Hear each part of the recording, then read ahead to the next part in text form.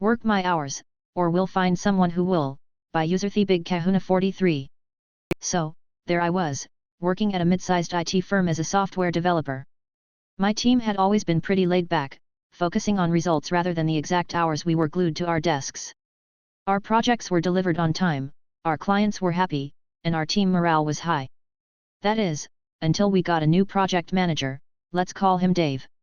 Dave was fresh from a highly regimented corporate background and had ideas about proper workplace management, which basically meant micromanaging everything. He'd schedule unnecessary daily status meetings, demanded we fill out hourly work logs, and insisted that everyone strictly adhere to 9 to 5 office hours with minimal breaks.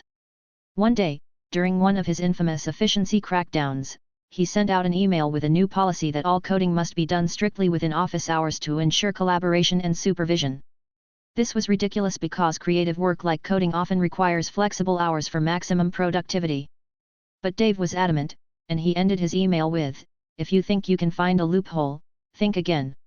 Follow the rules, or we'll find someone who will." Challenge accepted, Dave. I decided to comply meticulously. I coded strictly between 9 a.m. and 5 p.m., not a minute earlier, not a second later. If I encountered a bug or was in the middle of a complex piece of code, too bad.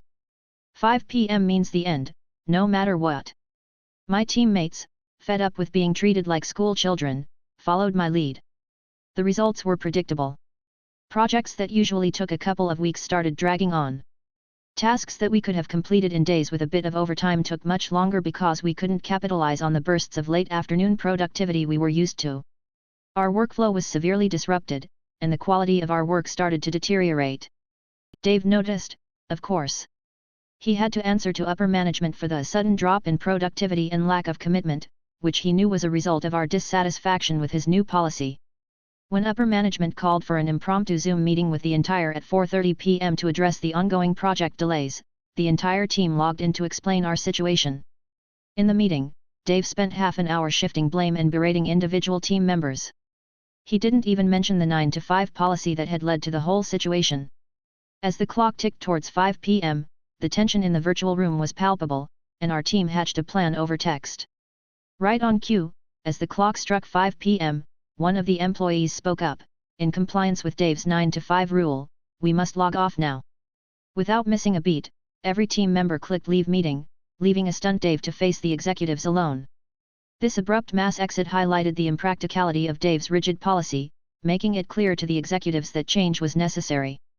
The incident, quickly dubbed as the 5 o'clock Zoom exodus, led to another meeting, where Dave was publicly admonished and instructed to abolish his strict rules in favor of more flexibility. And as for me and my team? We made sure to celebrate our little victory with a well-deserved happy hour, after 5 p.m., of course. If you have a problem, it better be a 15-minute problem, by user deleted. My husband told me a story yesterday about his act of malicious compliance that happened about a decade ago. In a previous job, he worked 8 to 4 in an office. Many of his colleagues worked 9 to 5, so they were still working when he was leaving. When he was about to leave, he'd usually be asked a technical question or asked to quickly glance over something by another member of staff. This was rarely quick and usually had him standing around for a further 10 minutes, which, on a regular basis, starts to add up.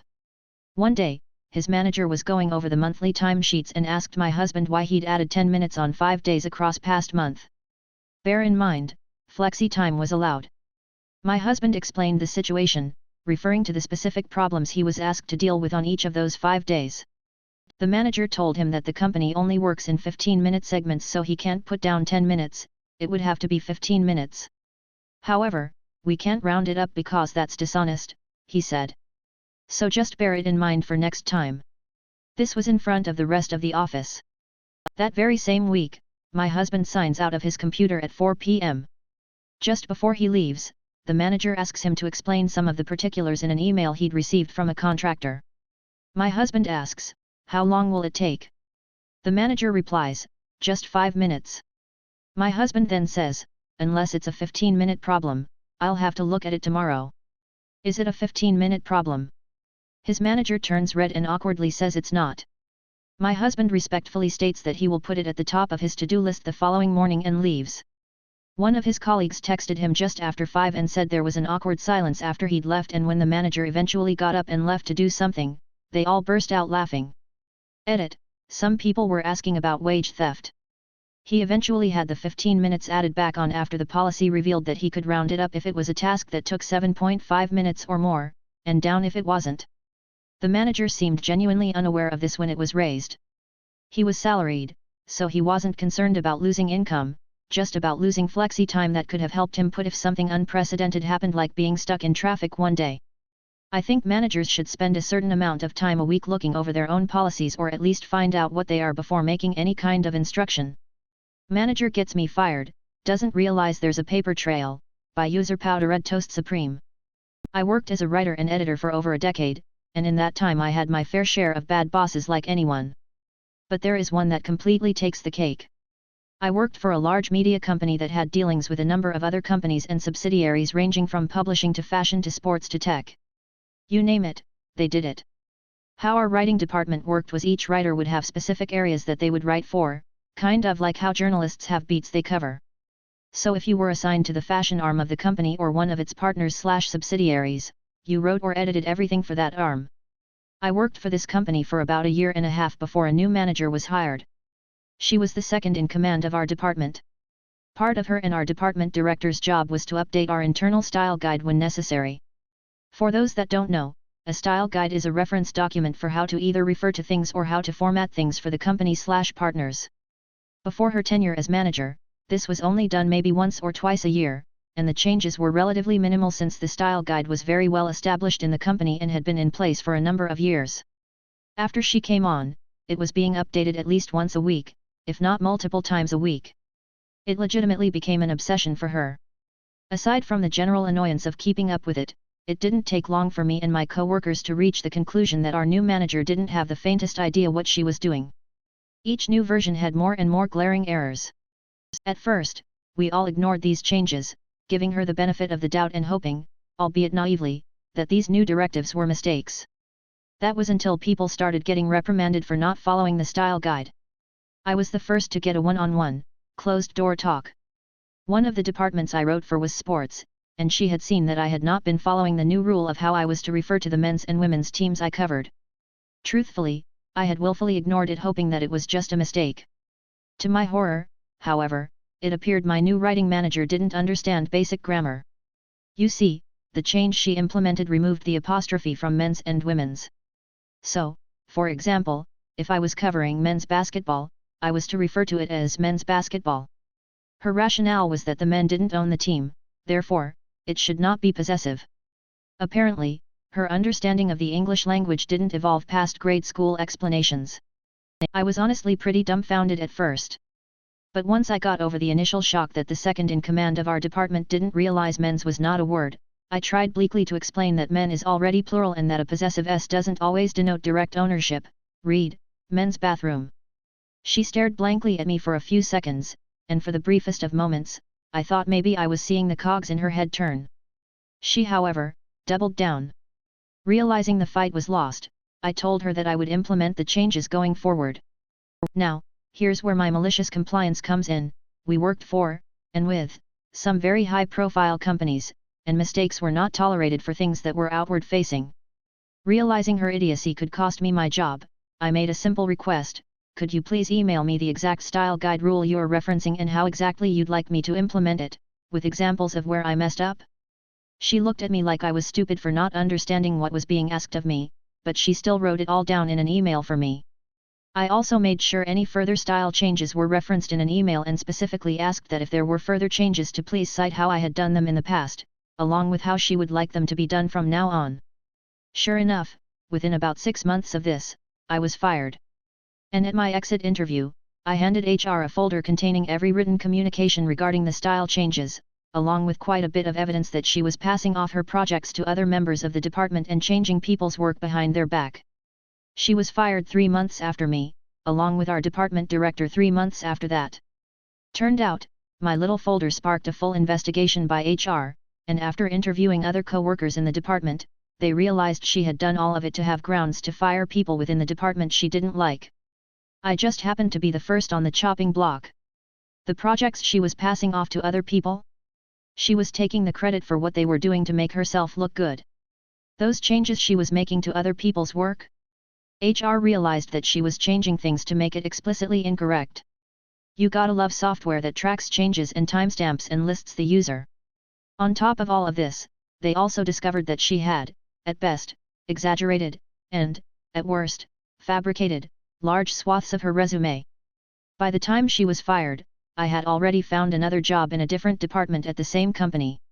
It was a good gig, and my new manager wasn't a complete cunt. Eventually, I moved on from that company, but if anything, my time there taught me a very valuable lesson: document, and document some more. Edit, to address some questions/things mentioned in the comments. This was 10 years ago in a US state that has laws that basically state a person can be fired for any reason provided that it isn't prejudicial: race, gender, sexual orientation, etc. Writers also aren't exactly top earners. I did well enough to support myself, but legal action would have been difficult to pay for. Not to mention, I was subject to some very strict NDAs because of the company/clients/partners/subsidiaries I worked for and with. Any legal action would have put me at risk of a countersuit. I was happy that justice was served and I had a job elsewhere in the company with good pay until I moved on. Edit 2, I can't believe the amount of people in my DMs asking if I'm X from Y company. Seriously, how many managers are out there that don't know men's isn't a word?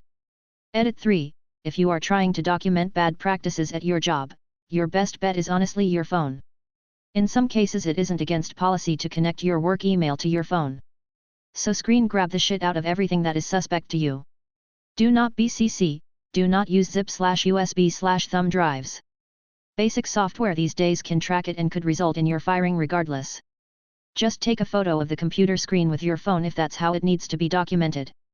It might not be pretty, and it might look boomer AF, but if you're trying to cover your ass, this is the easiest, most accessible way. You want to put how much concrete in your Civic, by user path of uncertainty. Many years ago I worked in a locally run store that sold a bit of everything. I was the low-paid teenager that carried heavy things to people's vehicles. While working one day I get called over the radio that a customer needed 12 bags of concrete, 80 pounds each. I was expecting to see a pickup truck or something similar backed up to our loading area. Instead I saw a small Honda Civic there waiting for me. Thinking it was a mistake, I asked the driver to relocate momentarily as I had someone coming to pick up multiple bags of concrete. Imagine my surprise when they told me they were the customer I was waiting for. I asked the customer how much they wanted to take in each trip, as I believed the nearly 1,000 pounds of concrete might be too much for such a small vehicle to handle safely. The customer became aggravated and insisted that they were taking it all at once. I quickly ran this past the store owner to make sure I wouldn't be held liable for any damages. I ran back, apologized to the customer, and began loading the bags. As I loaded everything up, the customer made several quips about how the customer is always right and that I was too young and naive to understand that vehicles are engineered with a margin of safety. It quickly became apparent that there was no play left in the suspension, but at this point I just stopped questioning things. I couldn't fit all of the bags in the trunk, so the customer cleared their back seat and I loaded that up as well. Upon leaving the loading area you could clearly hear things rubbing. As the car went to exit the parking lot, it passed over the elevation change between the lot and the road. There was a loud pop of something breaking, followed by scraping. I could see that the driver was irate in the car. After a moment they got out, looked around and under their car. The guy sheepishly asked for my cell phone, because his had died and he needed to make a few phone calls. A short time later a tow truck came to remove the car, and the guy waited in our lot for nearly an hour until his wife could come pick him up. Closing time, by user Katilan 493. I was working a closing shift at McDonald's and at the end of the night, this night in particular, I was in grill. It was getting late and we were slow, so I started minimizing what we had in stock and was going to cook the rest of the food to order for the last half hour of my shift. The closing manager came up to the table to see what I had and told me to fill the trays because we aren't closed yet. I tried to explain to her what I was doing and she didn't listen to a word I said. So I did what she asked. I turned back on the second heated cabinet and told the person I was in grill with to do what she said and fill the trays. He looked at me confused and I told him that she wanted the trays full, she can deal with the waste at the end of the night. So that's what we did, we filled the trays up with food as if it were lunch rush since that's what she wanted. At the end of the night, I emptied out all the full trays into a bucket and gave it to her with her sheet to fill out with how much waste we had, and she tried to make me count it. I told her, I am not closing manager. It is your job to count it. Have fun, and finished closing down grill. Oh, she was pissed. The next day, my GM asked what had happened and I told her. All she said was never to do it again. I never worked a closing shift with that manager after that.